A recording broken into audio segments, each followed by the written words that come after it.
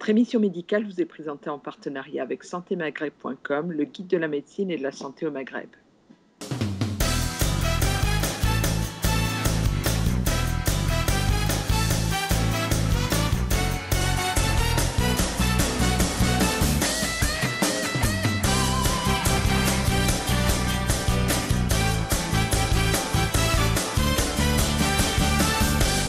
Vous savez qu'on a fait un certain nombre d'interviews depuis l'épidémie de la Covid-19 et encore plus des conseils auprès de médecins de chez nous depuis le déconfinement qui remonte à la mi-mai. Je vous propose d'aller voir un ami qui est cardiologue libéral. On traverse le Skype à cet effet magique, c'est qu'on peut faire des kilomètres en une fraction de seconde. Et je vous propose d'aller retrouver le docteur Hafid Jibril, qui est cardiologue libéral à Provins. Merci de sacrifier ton dimanche matin pour répondre à cette interview par Skype, à quelques questions, quelques conseils que tu vas donner à nos compatriotes et à tes patients directement ou indirectement. Et c'est vrai que je t'avais sollicité pour parler un petit peu, on verra en fin d'interview, tu nous donneras ton avis ou les informations que tu as sur la situation sanitaire au Maroc, d'où tu es originaire. Mais là, je voulais que tu reviennes sur ton activité de cardiologue libéral pendant cette période de confinement. Quelle a été ton activité? Est-ce qu'elle s'est réduite ou pas? Est-ce qu'il a fallu que tu t'adaptes? Comment ça s'est passé, s'il te plaît? Bonjour, merci de m'avoir adressé. Je salue tous les téléspectateurs. Et tes patients? Et tes patients? Et mes patients, bien entendu, qui sont encore là, ils ont survécu à la première vague, on dirait. Bien entendu, l'exercice pendant cette période de Covid a été un peu différente dans la mesure où il y a moins de patients qui venaient consulter. En ce qui me concerne, il y avait moins 35% de patients qui ne venaient pas consulter pour des raisons toutes simples. C'est pour ne pas sortir souvent. Deuxièmement, ils avaient peur d'aller dans les cabinets médicaux pour ne pas être contaminés par les autres. Et puis, la troisième raison, c'est qu'il y a un système de télémédecine qui a permis de consulter les patients à domicile via le WhatsApp, via les différents moyens de communication pour pouvoir les suivre chez eux à domicile. L'organisation du cabinet était différente parce que ce n'est plus les mêmes salles d'attente. Il fallait réduire un petit peu le nombre de patients, réduire le temps qu'il reste au niveau des cabinets, surtout pour qu'il n'y ait pas beaucoup de monde dans la même salle. Et puis, bien entendu, les mesures de protection, le port de masque et du personnel et des malades. Et bien entendu, le recours pour les patients aux solutions hydroalcooliques. Et puis, nous, on se lavait quasiment centaines de fois par jour. Est-ce que malgré ça, malgré toutes les précautions, et le fait que tu aies continué à poursuivre ton activité, comme tu l'as évoqué avec une partie en téléconsultation, est-ce que malgré tout, tu as le sentiment que certains de tes patients ont échappé à ta vigilance? Oui, bien entendu. Il y a toujours échappé à la vigilance. Il y en a quand même faut rappeler que les patients sont cardiaques. Il y en a qui sont décédés malheureusement parce qu'on retrouve quand même dans la surmortalité liée au Covid, 12% c'est des gens qui ont des atteintes myocardiques et 17% ils ont de l'hypertension artérielle. Et c'est là, rajouté à l'âge avancé, le Covid trouve son pain blanc et donc malheureusement il emporte plus facilement ce type de patient. Il y a des attitudes, des comportements assez bizarres que tu as constatés chez tes patients. Tu disais le phénomène d'automédication qui s'est révélé un petit peu, pas surprenant parce que au début de l'épidémie, on a entendu beaucoup d'informations qui sont finalement trouvées je veux dire, repris sur la fragilité et l'exposition des personnes souffrant d'hypertension artérielle, et ces personnes étaient plus vulnérables à cette maladie. Tu as eu des questions par rapport à ça? Les gens que tu suis pour l'hypertension t'ont appelé? Est-ce qu'ils sont sollicités? Est-ce qu'à l'inverse, tu as eu des gens qui ont, de par eux-mêmes, arrêté leur traitement? Non. Les gens qui sont hypertendus, effectivement, m'ont appelé parce que les traitements qu'ils avaient en cours ne suffisaient plus à les réguler. Et surtout et puis pardon, rapide, parce que certains traitements, qu'au début de l'épidémie, on a mis à l'index en disant attention, si vous prenez ce traitement-là, possiblement vous êtes une personne à risque. C'est-à-dire que les deux molécules concernées, c'était ce qu'on appelle les inhibiteurs de l'enzyme de conversion et les sartans. Pourquoi? Parce que le Covid, il se lie plus facilement à cette protéine qui est l'enzyme de conversion, et on pensait qu'après, qu'il y aura, qu'il se disloque et donc il circule plus facilement, et on pensait que ces médicaments pouvaient favoriser sa circulation. Or, toutes les sociétés scientifiques ont confirmé l'innocuité de ces antihypertenseurs par rapport aux patients atteints des Covid. Et donc, on peut les donner, voire même les majorer. Avec, bien entendu, les mesures habituelles de contrôler la fonction rénale, la calémie. C'est pour ça qu'il y avait des infirmières à domicile, effectivement, régulièrement, toutes les semaines, ils passaient voir les malades pour effectivement contrôler leur fonction rénale. Avec la déshydratation, le taux de potassium qui monte, donc on pouvait altérer aussi le rein. Donc c'est un suivi effectivement qui concerne le poids, l'alimentation, la prise de traitement, sa régularité, et puis le contrôle biologique concernant la fonction rénale, en restant chez eux. Oui, c'est un bénéfice. Donc, depuis cette sortie de confinement, tes patients, comme tu l'évoquais, commencent à revenir petit à petit au cabinet. Qu'est-ce que tu constates? Il y a des dégâts quand même qui sont liés au confinement et la sédentarité chez tes patients. Oui, ce que je constate, c'est qu'il y a beaucoup de patients, quand on fait l'électron, malheureusement, ils ont déjà fait la fatigue pendant le confinement. C'est inaperçu parce que masqué par d'autres symptômes qu'on n'a pas pu attribuer à la fatigue. Donc il y a beaucoup des maladies thromboemboliques, c'est-à-dire il y a beaucoup de phlébites qu'on découvre qui étaient passés inaperçus, des micro-embolies pulmonaires se sont sortis, heureusement. Et donc finalement on reçoit les patients autrement. Après le confinement, depuis le déconfinement, on fait un bilan carrément à zéro. C'est-à-dire systématique? Quasiment systématique. On rencontre leur profil lipidique, il y a beaucoup de diabétiques qui se sont révélés qui ne l'étaient pas avant, et puis par la suite on fait tous les tests un petit peu d'ischémie pour s'assurer qu'ils ne sont pas en train de reboucher d'autres artères coronaires. Donc la vigilance est encore plus accrue. Et ce que je constate, c'est que quand on fait le planning pour les patients qui vont venir, on les appelle le soir. Donc, le matin, ils viennent avec leur masque, c'est très important. Et puis, en espaçant un petit peu que les heures de rendez-vous données, on les écarte parce qu'on prend un peu plus de temps. Ça permet un peu d'éviter que les gens se croisent. Se croisent. C'est des consultations un petit peu plus particulières. Le premier symptôme qu'ils ont quasiment tous, trouble de sommeil, stress et la crainte d'une deuxième vague. Ça préoccupe. Dans les patients que tu vois, est-ce que tu notes un nombre de nouveaux patients considérable depuis qu'on est sorti de ce confinement? Beaucoup de jeunes patients qui prennent rendez-vous, qui veulent faire un état des lieux, ils ont pris conscience que lorsqu'on cumule un certain nombre de facteurs de risque, effectivement, on est plus exposé à une éventuelle attaque virale, surtout et donc ils veulent être en forme, ce qui est vrai. Plus on est en forme, plus on a un état sanitaire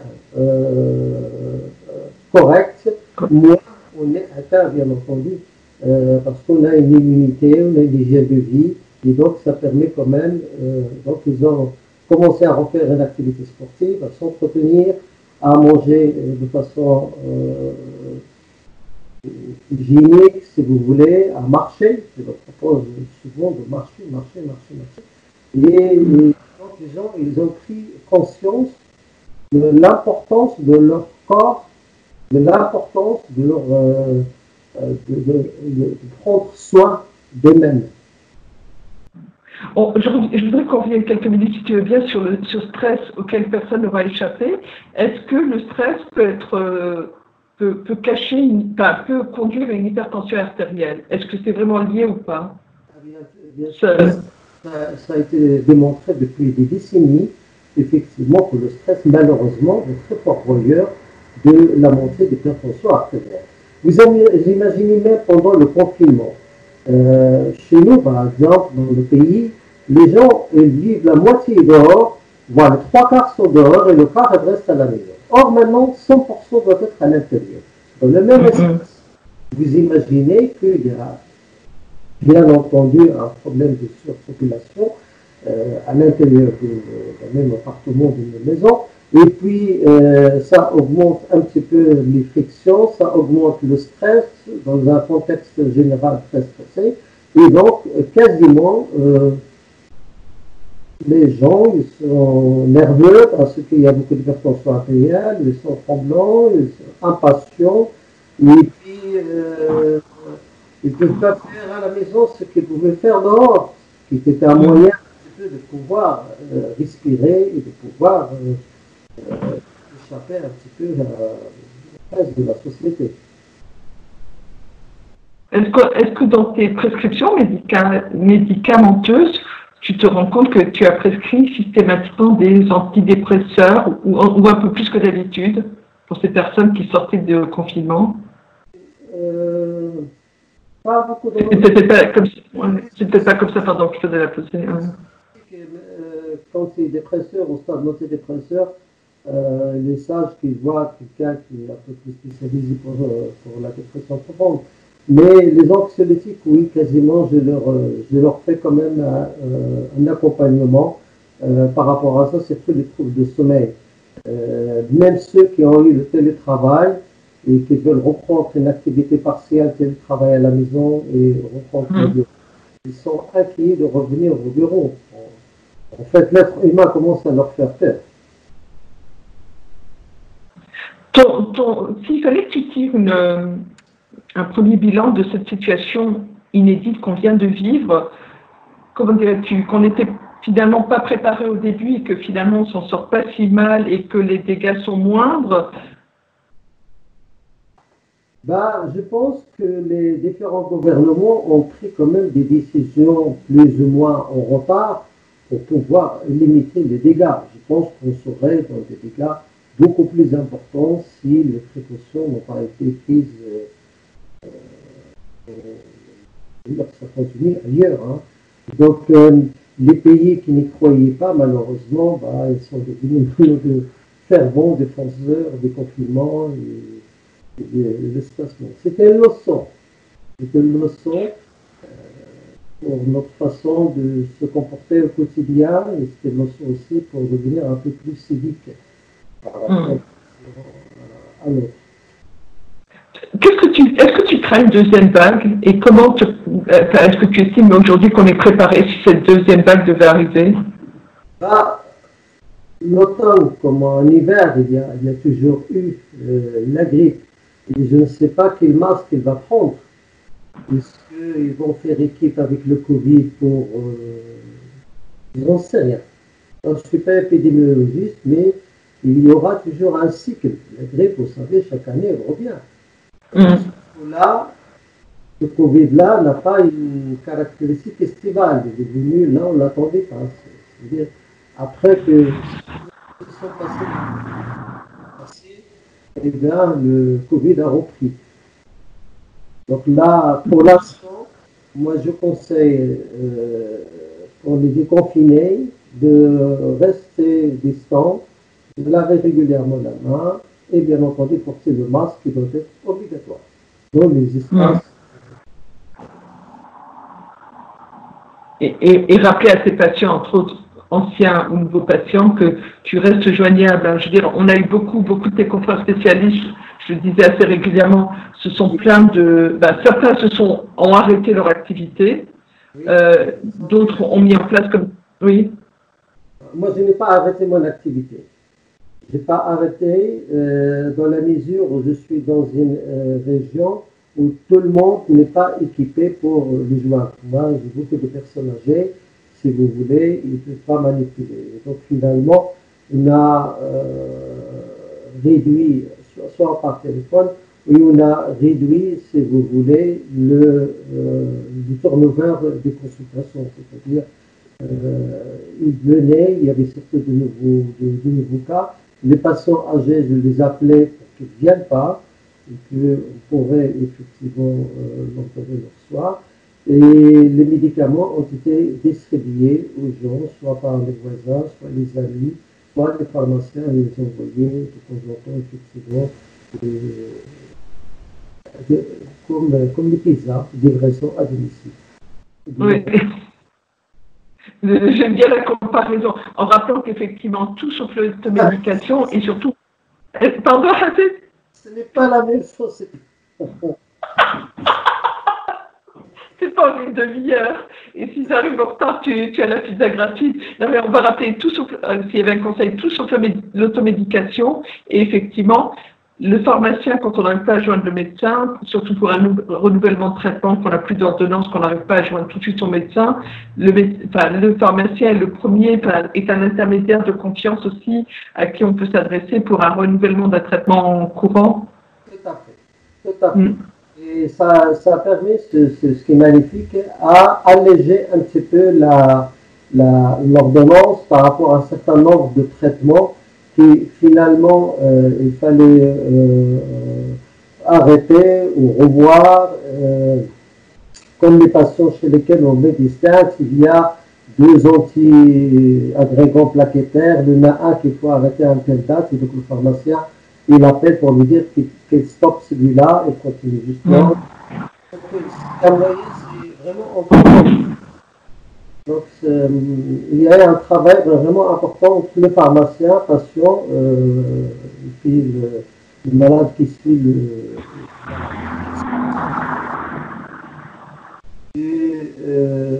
de mes collègues hospitaliers. Au niveau médecin ou cardiologue de ville, de famille, c'est-à-dire on est resté comme ça à gérer mes malades.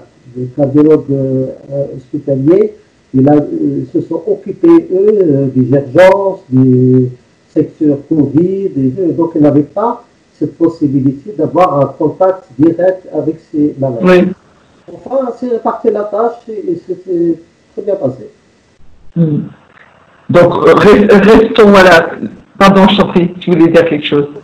L'hôpital, il y avait une collaboration qui était vraiment très cordiale et ça a permis aux uns et aux autres un petit peu de pouvoir être disponibles pour les malades. Rappelons que la majorité des patients que tu suis souffrent de maladies chroniques, donc qui ont besoin d'un suivi récurrent. On rappelle que là-dessus, on ne plaisante pas avec le suivi du médecin. Et tu en es la preuve, parce que je crois que tu consultes. Tu as dû consulter, tu reprends de manière assez intense. Je voudrais, si tu veux bien, sauf si tu avais quelque chose à ajouter, un message à passer, qu'on évoque un pays qui t'est cher, qu'on aime beaucoup, ce sont nos cousins. Quelle est la situation quelle est la situation sanitaire au Maroc dont tu es originaire? Quelles sont les informations récentes que tu as pu avoir? Le Maroc, d'abord, c'est le pays qui a eu la période la plus longue de confinement. Et ils ont déconfiné vraiment après les autres pays. Et puis le Maroc, on voit que par rapport à l'Espagne, il y a quand même 150 fois moins de morts. C'est-à-dire sur les 9800 patients atteints, il y a de là 206 morts. C'est-à-dire le mois moins de morts possible. Mais ils ont pris quand même les précautions très tôt. La fermeture des frontières, les masques, ils ont obligé les usines de textiles à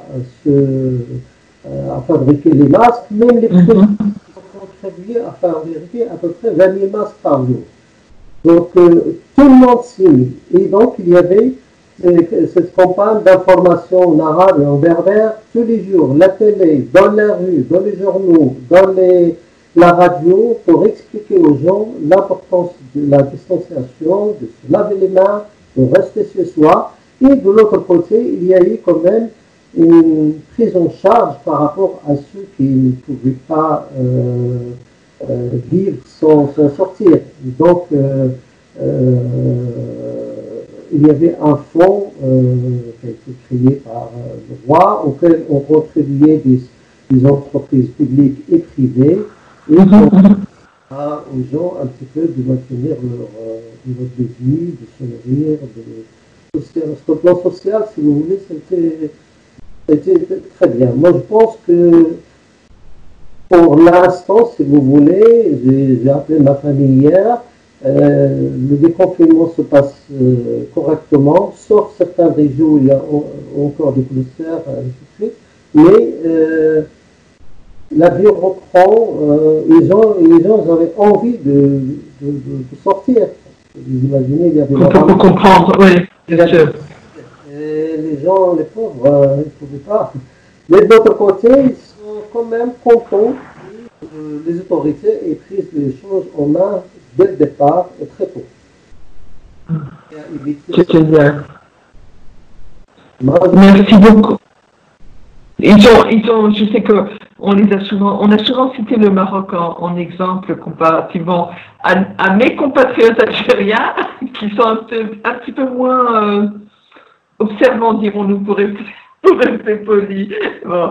Docteur Djibril, est-ce que tu voudrais rajouter quelque chose ou pas? On a parlé, c'est vrai que le thème aujourd'hui, c'était tous les patients hypertendus qui auraient échappé éventuellement à la vigilance de leur médecin, de retourner vite prendre contact avec, de voir leur cardiologue. Oui. Et sinon, continuer les conseils, c'est continuer à être vigilant, comme tu le disais tout à l'heure.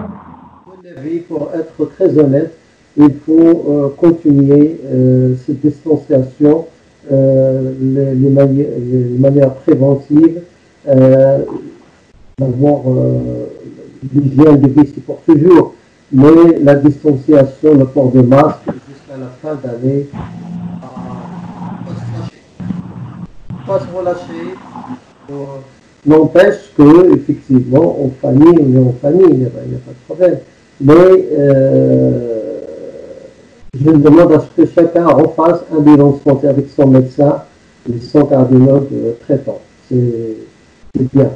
Ça permettra effectivement, comme je l'ai dit, il y a beaucoup de fluides, il y a beaucoup de problèmes qui accompagnent, et puis il y a beaucoup de choses que le patient a envie de raconter, soit comportemental, que ce soit des problématiques d'hygiène. C'était notre rôle, nous médecins, à être dans la prévention.